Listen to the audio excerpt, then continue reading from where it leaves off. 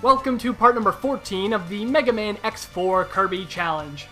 We're moving on to the final stages of the game, and in my opinion, the final stages in X4 are some of the worst in the X series.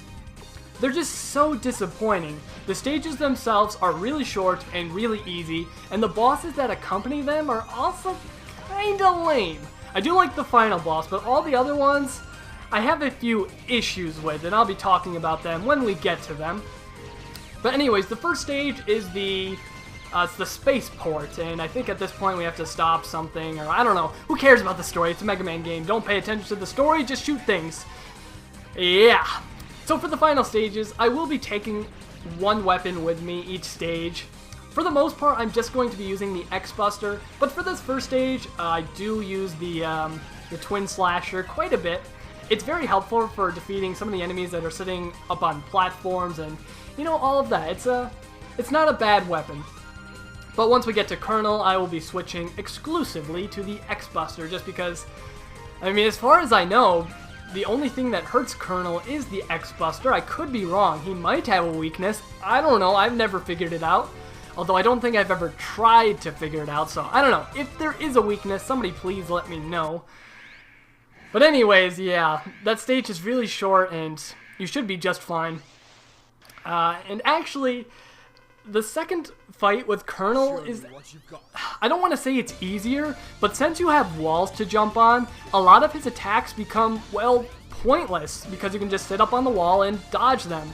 He does gain one new attack. It's this lightning-based attack where he'll summon some lightning, and then it will go to the floor, and then it will come back up. It generally stays in the same spot every single time, so yeah, it's really not that hard to dodge. Just figure out where you need to stand, and you should be A-okay. Other than that, just wait for an opening, charge up your X-Buster, and shoot, shoot, shoot. He's really not that hard, and with the addition of walls, you really don't have to worry about him teleporting onto you, or his shockwave attack, or anything like that. He's a really easy boss. And I don't understand why they gave him walls for this fight. I think this fight would have been a whole lot harder if they took the walls away, but it's not like any of his new attacks can't be dodged without a wall, so I don't know, that's their decision. I don't particularly understand it, but yeah, you really shouldn't struggle too much with Colonel. He's pretty similar to the first fight, except he has a few new attacks. I think he does have, maybe he has more health. I don't know. I don't know, but yeah, he's pretty much just as easy as before. And yeah, that's the first of 3 disappointing stages. Anyways, I will see you all in part number 15.